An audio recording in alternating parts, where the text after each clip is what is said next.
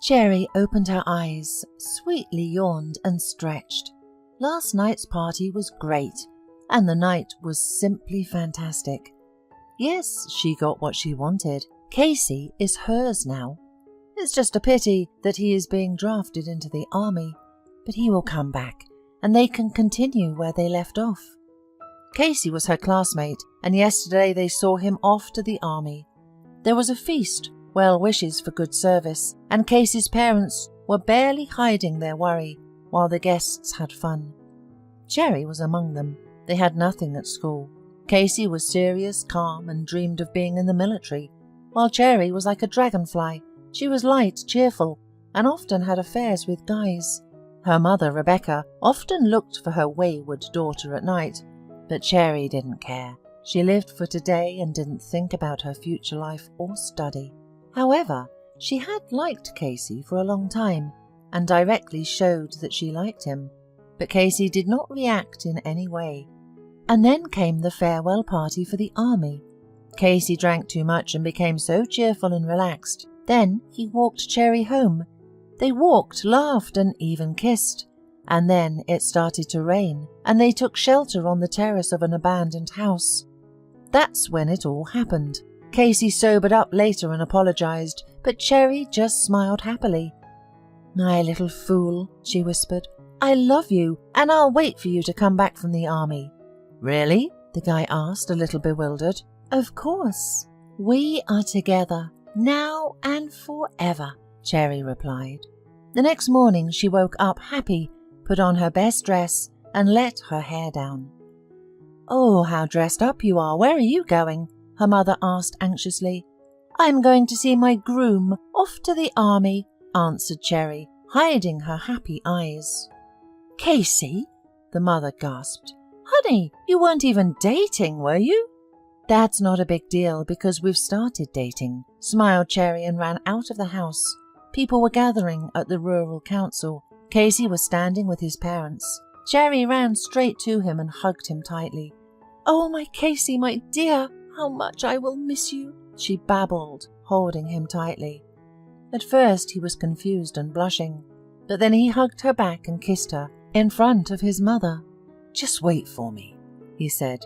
Then he whispered to his mother and father that Cherry was his girlfriend from now on. Sylvia frowned. She didn't like the frivolous girl. Soon a bus arrived from the military commissariat and Casey left. Cherry watched the dust-covered bus driving away and thought that maybe she was wrong to have started all this. 2 years without seeing her sweetheart was ahead. But he was such a handsome guy. No, she felt it in her gut. A big fish she had caught in her net. At home, a serious conversation awaited her with her mother. "Sweetie, if you've told the whole village that you'll be waiting for Casey, then wait. Don't disgrace yourself or me," the mother said from the doorstep. "Mum, why don't you believe me? What if it's love?" Cherry smiled. "Love? God willing.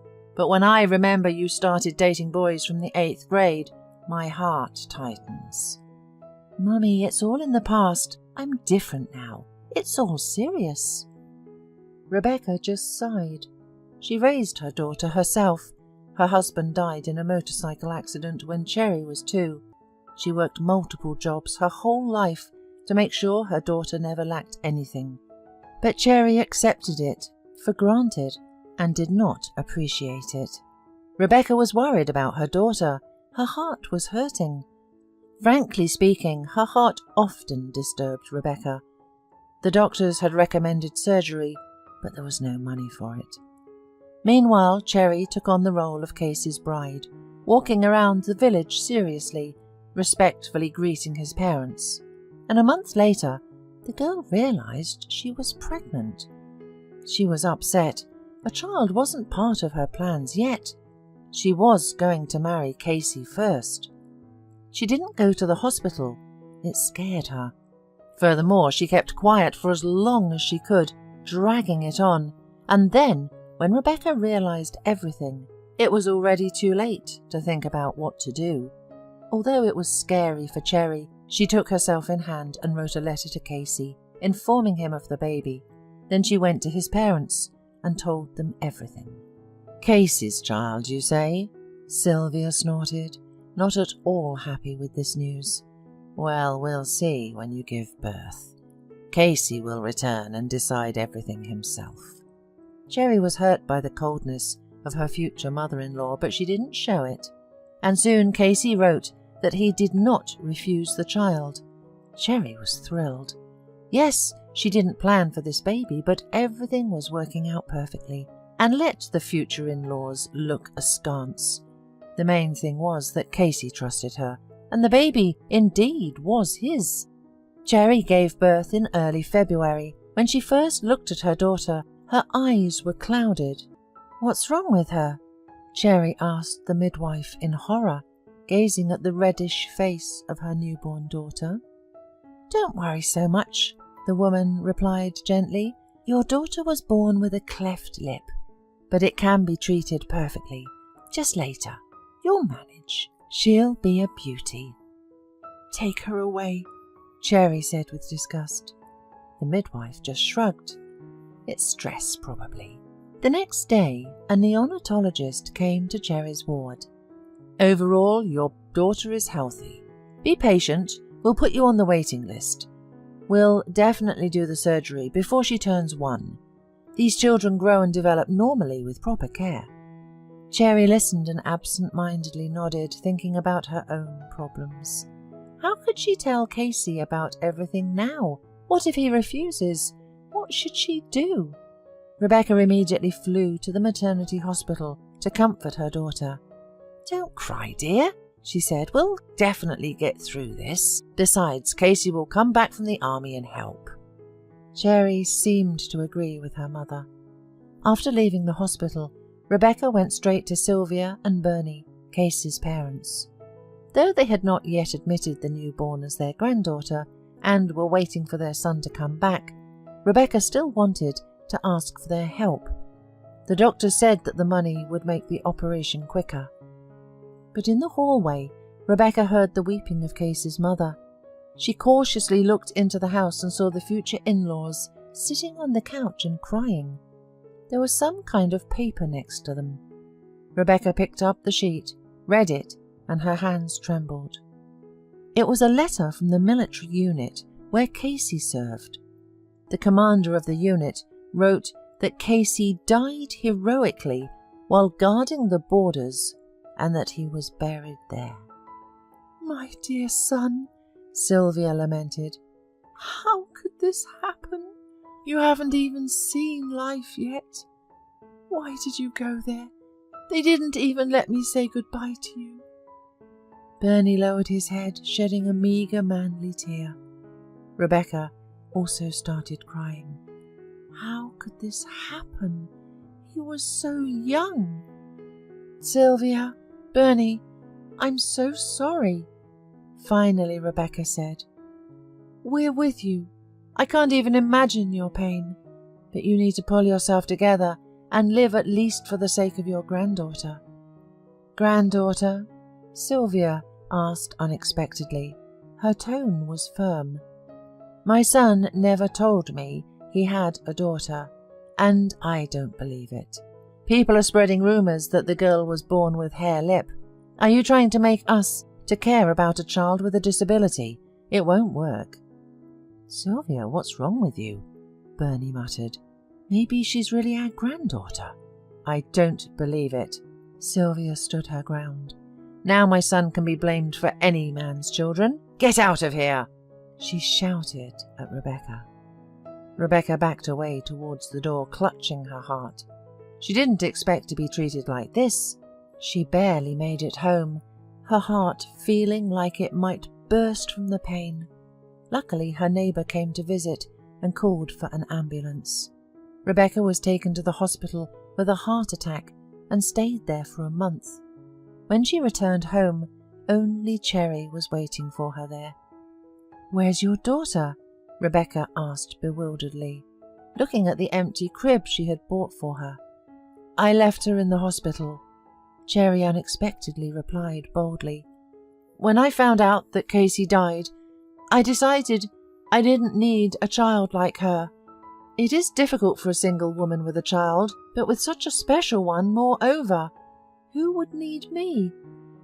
"She's your own flesh and blood," Rebecca whispered, looking at her daughter with horror. She couldn't believe that she had raised her like this. How had she gone so wrong? Why had Cherry become this way? "I don't need this flesh and blood," Cherry declared sharply. Her own grandparents refused her. "I called them from the maternity ward and asked them to take us home, but they told me she wasn't their granddaughter. Therefore, if she's not theirs, then she's not mine either." "How heartless you are!" Rebecca shook her head and went to the hospital to get her granddaughter. The baby was still in the pediatric ward. She lay there, unwanted by anyone. Rebecca convinced the chief physician to let her take the girl, saying that Cherry would come to her senses. The doctor agreed that it was better for the baby to be with her relatives. Everything was settled. Rebecca returned home with little Leah, the name she had given her granddaughter. The front door was locked. Rebecca thought maybe Cherry had gone to the store. She entered the house, unfolded the blanket and looked at the girl. She lay quietly and looked at her grandmother maturely, as if she understood that not everything was okay with her. "It's okay, granddaughter, we'll manage. Mummy will be here soon," Rebecca said as she swaddled the baby. "Now, you'll eat and sleep, and this evening you'll take a bath." Rebecca fussed over the baby and occasionally glanced at the clock, worried why Cherry did not return for so long. Then the neighbour visited her and said that she had seen Cherry at the bus stop with a suitcase. "She said she was leaving forever," the neighbour said, hiding her eyes. "I tried to convince her, saying that her mother had a heart attack and her daughter needed treatment, but she just brushed me off." Rebecca wiped tears from her cheek. "Oh, Martha, I'm scared. Can I handle this alone?" "Don't worry, we'll figure it out somehow. There are still good people in the world," the older woman reassured her. 20 years had passed. Cherry had lived in the capital for a long time. Since that spring evening when she left the village, she never returned there. She never talked to her mother. Cherry decided to start her life anew. She left the village, taking her mother's last savings, and rented a small apartment with them. Then she got a job as a waitress and met a promising man who even wanted to marry her. He didn't have time. He turned out to be a bandit and died in a fight. But Cherry didn't despair. She soon found another candidate. He turned out to be married, though. But nevertheless, it was fine for Cherry. He supported her for several years, and then suddenly left with his wife for permanent residency abroad, leaving Cherry with nothing. Then there were a few romances, nothing special. And a couple of years ago, Cherry settled down with a wealthy senior man. He even bought an apartment for her, and everything was good, except he died recently, and his heirs left Cherry with nothing. They even managed to take away her apartment. Cherry had a little money left in her account, so she had to start from scratch again and find a job. But where? Should she go back to a cafe? At first, Cherry snorted, but then she had to get a job at a diner because she had no money, and her rich suitors had disappeared over the years. And so Cherry carried trays, cleaned dishes, and there was one thought spinning in her head. How was her home village, and how was her mother? She's probably dead by now. Her heart was weak after all.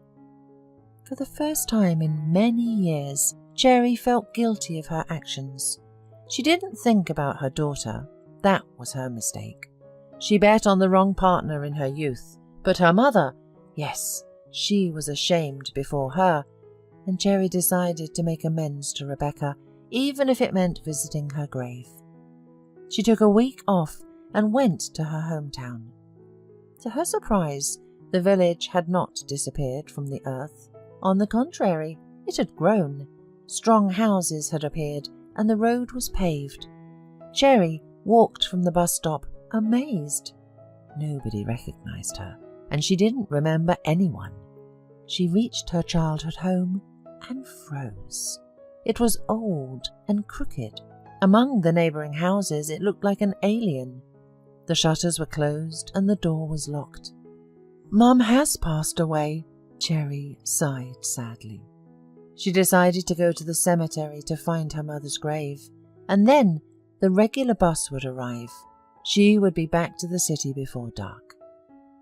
The cemetery was near the village, and soon Cherry was already looking for her mother's grave.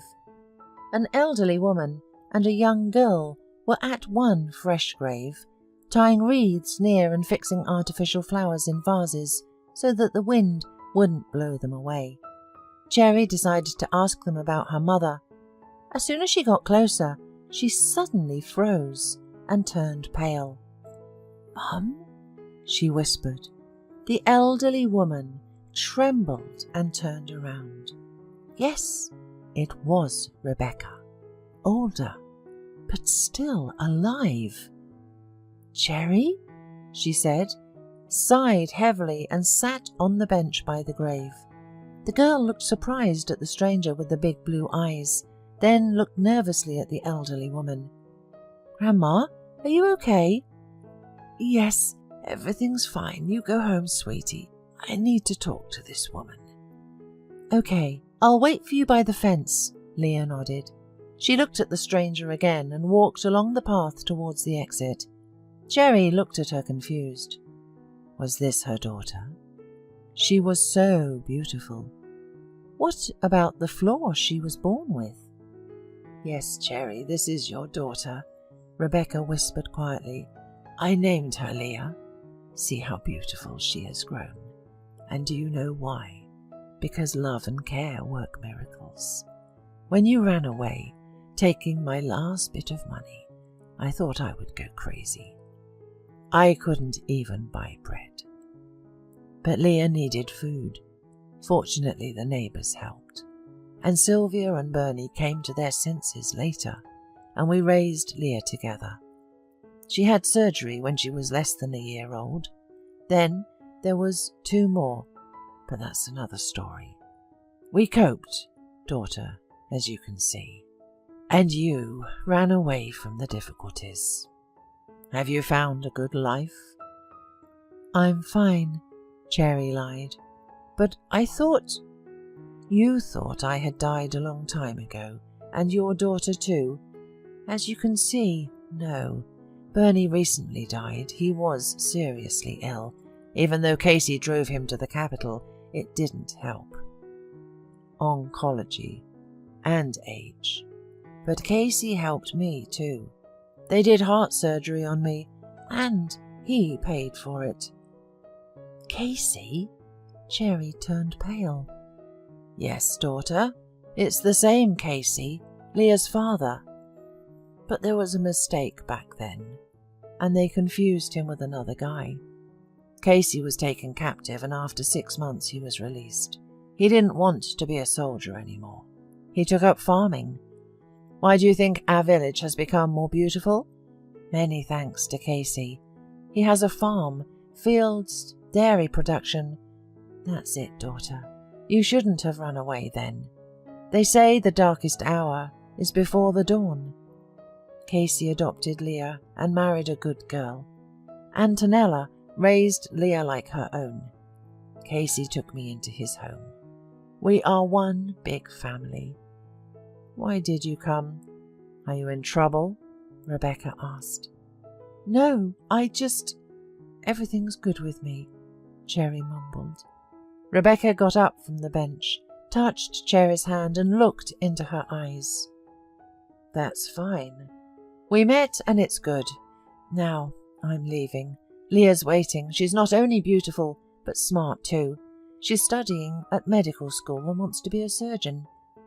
The elderly woman froze for a second, looking at her daughter, then crossed her, turned around, and walked to the gate where Leah was waiting for her. "Grandma, is that her?" Leah whispered when Rebecca approached her. The girl knew she wasn't Antonella's biological daughter, but she took it calmly and always felt that Antonella loved her with real motherly love. "Yes, it's her," Rebecca replied. "What does she want?" Leah asked. "She thought I was dead, but I'm alive," Rebecca smiled. "And everything's good with us. Let's go home. Dad and Mum are waiting." Jerry sat on the bench in shock. Casey is alive. Their daughter is beautiful. Mum is alive. They have a big house. And she? What did city life give her? But she won't have another life in this village. Jerry wiped her dry eyes and hurried to the bus stop. It's okay. She'll meet her love again and start over. But she won't set foot in this village again.